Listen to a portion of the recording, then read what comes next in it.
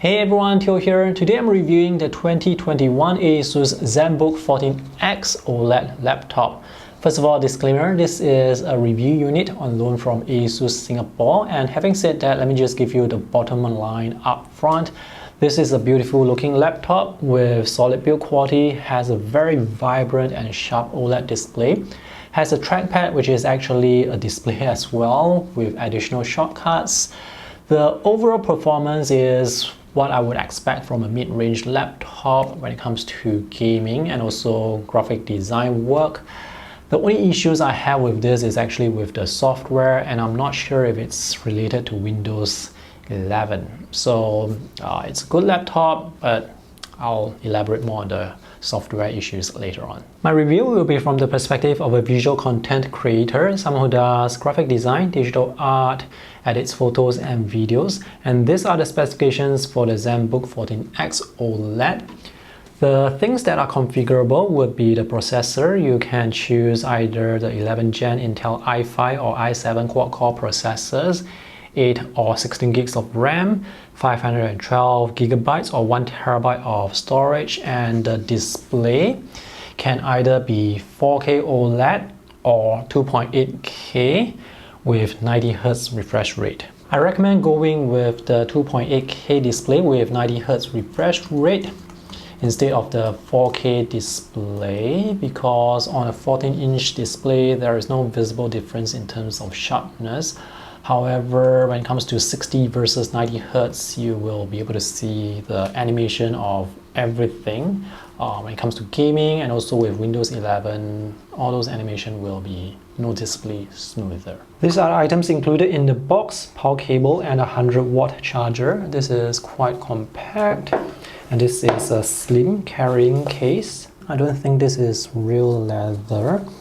And inside we have this nice cloth-like texture. This is a stylish looking laptop available in two colors, pine gray and lilac mist.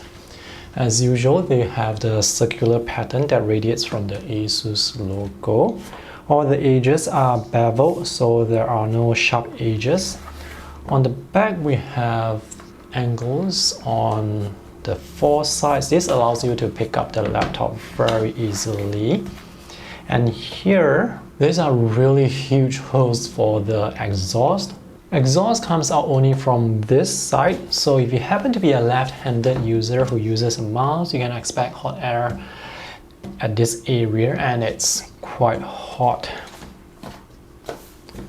Some of the screws are visible and some are actually hidden behind the four rubber feet. Once you get inside, the only thing you can change is the M.2 NVMe SSD. The Wi-Fi module and RAM are soldered, so I highly recommend you get 16 gigs of RAM. Speakers are downward facing. Audio quality is alright. Audio quality is good for downward facing speakers. In addition to the exhaust holes here, there are 4 more exhaust holes on the side, and this is a USB Type A version 3.2. On the other side, we have a micro SD card slot, 2 Thunderbolt 4 USB-C ports, which can also be used for charging, 3.5mm audio jack, full-size HDMI port version 2B. The charging or power indicator light is here, and it's blinking because this laptop is currently powered but asleep. Note the design here. So when I pull this up, you can see the base would lift for better air intake, and this display can actually go all the way down flat on the table. This 14-inch OLED display is bright and vibrant, has good viewing angles. You can see the brightness doesn't drop even when viewing this from extreme angles, and there is very minimal color shift. The colors look great out of the box. I wasn't able to color calibrate this using my Spider 5 Pro color calibrator. I'm not sure why. There's some issue with the software or driver. It could be because this is running Windows 11 and the driver hasn't been updated yet. This can be purchased with Windows 10 if I read the specification page correctly. Anyway, I calibrated this using the ColorMonkey display. and the colors before and after calibration look very similar, which suggests to me that this display is relatively color accurate out of the factory. Within the system settings, I found out this panel is 10-bit, so I open up this gradient file to test for 10-bit colors, and I can see slight vertical bending. So with really good 10-bit panels, this gradient will be completely smooth, and this is actually quite good compared to 8-bit panels where the vertical bending will be very obvious. I wasn't able to measure the maximum brightness due to the driver or software issue. Anyway, according to ASUS, the maximum brightness for this is up to 550 nits. From what I can see, it is really bright, and the colors definitely look fantastic. The colors are slightly more vibrant compared to LCD displays, but the contrast level definitely is visibly better compared to LCD displays. When it comes to graphic design, I'm still undecided between OLED displays versus LCD. Most of the work that I do outside of YouTube is actually print related, so I don't see any advantages of using OLED versus LCD. I guess the advantage here is you can edit and view HDR content, and if you watch HDR movies, having an OLED display would be terrific. OLED displays are definitely more vibrant and have better contrast, that's for sure. However, I still prefer to use LCD displays with Adobe RGB coverage. By the way, this display, as you can see, it's quite reflective. The other thing you need to know about OLED displays is, according to ASUS, the visual appearance of OLED displays may change over the product's lifetime. This is due to OLED burn-in. I'm not sure how long it's going to take for the OLED to burn in, and they say it may occur only in extreme use cases. Sometimes there can be image retention. So to minimize this risk of burn-in, they recommend using Windows Dark mode. They also have this screensaver which will come on after a few minutes, and that screensaver cannot be disabled. The resolution on this display is 2880 by 1800, and from one arm's length away, I am not able to see any pixelation. All the visuals are sharp, so I don't really see any compelling reason to upgrade to 4K resolution, especially when the refresh rate is locked at 60 Hz.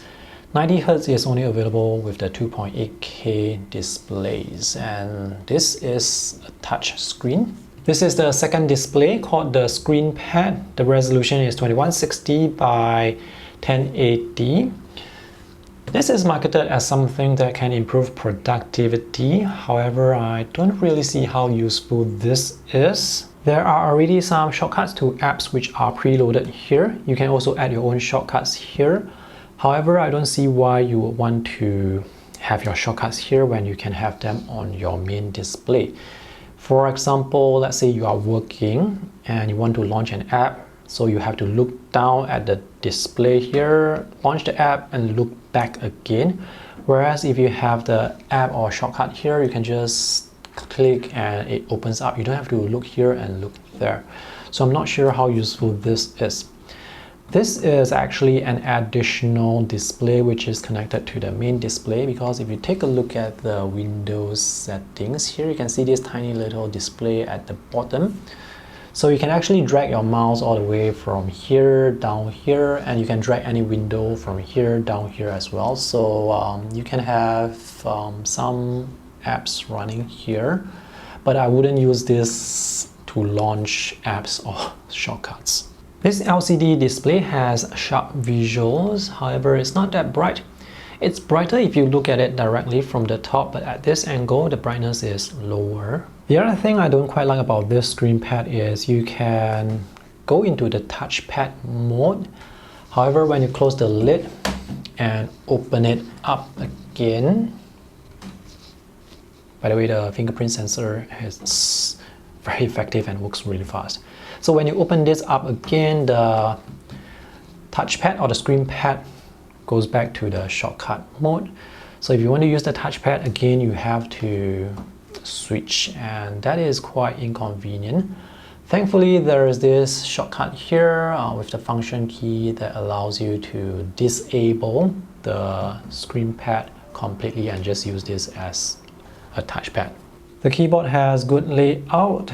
They have this extra column of keys here for the home, page up, page down, and end buttons, and that's the power button with fingerprint unlock. The arrow keys are here. The typing experience is quite good. The keys have good travel and feedback, so you can speed type on this very easily. The ScreenPad here is a good size. There is actually left and right click areas, and you can use finger gestures as well. Let's talk about performance. Those are fantastic read and write speeds. When it comes to opening and saving huge Photoshop files, it's going to be really fast. And this is how much time it takes to launch an app.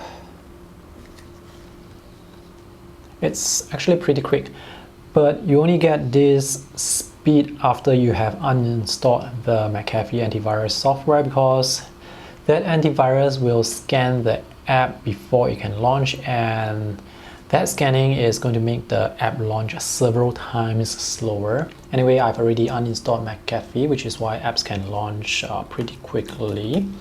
You can just use the default Windows antivirus software. It works pretty well. Between the Intel i5 and i7 processors, obviously you are going to get better performance with the i7. However, that's not to say that the i5 is slow. It's still very fast. If you have limited budget, I recommend you go with the i5 model and spend the extra money on getting more RAM instead. Get at least 16 gigs of RAM. It's going to make multitasking so much smoother. Here I have multiple tabs open, and I can switch between all these apps and load huge files and edit videos and have things running in the background without any issues. And this will apply to i5 and the i7 processors with 16 gigs of RAM. I've tried exporting 100 raw photos. These are 16 megapixel photos, and it took just 1 minute and 20 seconds, so that is really fast. And when it comes to exporting H.265 videos, those very simple cut and join videos, it took less than 50% of the time of the video project. So when I exported this 10-minute clip, for example, it took just slightly more than 4 minutes to do so. So that's really fast. You can only hear the fans when you are exporting videos or playing games. If you're just editing photos, surfing the web, doing graphic design or digital art, you are not going to hear the fans. And when the fans spin fast, on a scale of 1 to 5, I would say they would be 4 out of 5 in terms of how loud the fans are. This laptop has mid-range gaming specs. It comes with the Intel Iris Xe together with NVIDIA Geforce MX 450 with 2 gigs of RAM. So this is Red Dead Redemption, and I can get around 50, 60 plus FPS at 1080p, which is actually not bad. When it comes to playing Red Dead Redemption 2, unfortunately, I was only able to get 720p, limited by the amount of video RAM. And for some reason, I can only play Red Dead Redemption 2 in this tiny small window, which doesn't scale up to the display. I'm not sure why. Again, I suspect it could be an issue with Windows 11. I tried the alternate enter shortcut, but still wasn't able to scale the game properly. Anyway, with 50 and 60 FPS, it looks quite smooth for gaming. Battery capacity is 63 watt hours, and I was only able to get around 5 hours of use, which is not surprising for a gaming laptop. If you need longer battery life, don't get laptops with like powerful graphics card. So that's the compromise if you want a gaming laptop. The last thing I want to mention is this. When you connect the laptop to power, it will blank out and come back on again. and when you remove the power, again it's going to black out and come back on again. I'm not sure why it behaves this way with this particular laptop. It's just a bit annoying. So that's my review of this laptop. If you guys have any questions, let me know in the comment section below. And if you have this laptop, I would love to hear from you as to how you find it. Do you like it? Thanks for watching. See you guys in the next video. Bye.